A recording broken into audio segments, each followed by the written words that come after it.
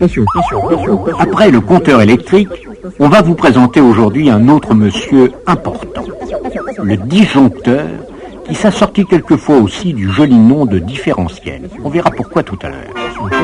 Ce monsieur a en fait plusieurs fonctions à votre service. D'abord, en partant de chez vous, si vous n'êtes pas certain d'avoir tout éteint, vous appuyez sur le bouton rouge. Pour d'autres, il faut abaisser une manette ou tourner un bouton, mais le résultat est le même. Votre château est coupé du réseau. On rebranche l'installation en faisant la manœuvre inverse. Première fonction donc du monsieur, c'est un interrupteur général. Deuxième fonction, vous avez souscrit 6 kW par exemple. Tous les ustensiles prévus marchent, plus d'autres qui n'étaient pas prévus. Alors ce n'est plus un courant de 30 ampères qui entre, mais peut-être de 40 ou 50 ampères. Et c'est dangereux parce que votre installation n'était pas prévue pour cela. Alors le disjoncteur voit passer trop de courant et il coupe. La solution n'est pas d'aller lui faire une scène.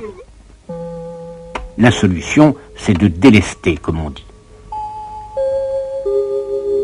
Telle est la deuxième fonction du disjoncteur.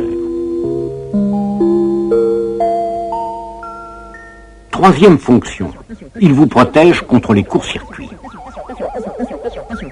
S'il y a quelque part une prise qui a des faiblesses, il y a court-circuit. Le courant augmente brusquement, le disjoncteur coupe immédiatement.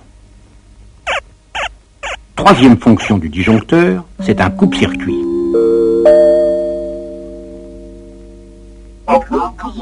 La solution n'est pas là non plus d'aller lui faire une scène, c'est plutôt de chercher d'où vient le problème. Quatrième fonction, jusqu'à maintenant, on n'a dessiné que le courant qui entre, mais il est bien évident que chez vous, comme dans tous les circuits électriques, le courant qui sort est exactement égal au courant qui entre, en principe, car l'électricité convoite d'autres chemins. Vous savez que le courant peut très bien passer dans le sol, dans le béton plus ou moins armé, et dans vous et moi, hélas, même pas armé du tout, de sorte que s'il y avait un appareil défectueux quelque part, et qu'un malheureux monsieur ou une malheureuse dame touche la carcasse, cela va faire peut-être un quart d'ampère qui va ressortir par là. C'est pas grand-chose un quart d'ampère, mais quand ça passe dans quelqu'un, cela peut être très dangereux. C'est pour cela que les carcasses métalliques sont reliées à la terre par un troisième fil. Et en cas d'incident, le courant ressortirait par là. Et s'il y a du courant qui ressort par le sol, dans le disjoncteur, il y aura moins de courant qui sort que de courant qui rentre. Il sentira la différence et il va tout couper. Et c'est pour cela qu'on l'appelle différentiel. Quatrième fonction du disjoncteur, il détecte les fuites de courant. Mais comment fait-il, ce bon monsieur? Eh bien, tout cela est à base de relais, de bobinage, et peut paraître un peu compliqué. Mais le principe est simple.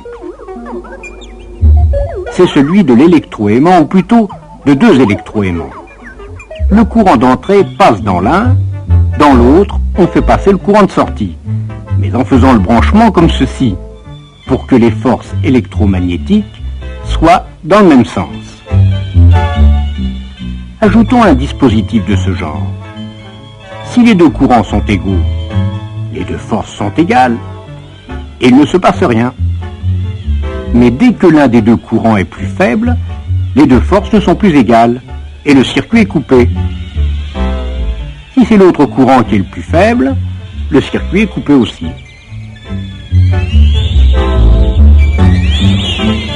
Protection contre les surintensités, protection contre les courts-circuits, protection contre toutes sortes d'accidents possibles. On peut dire que monsieur le disjoncteur est vraiment l'ange gardien de la maison.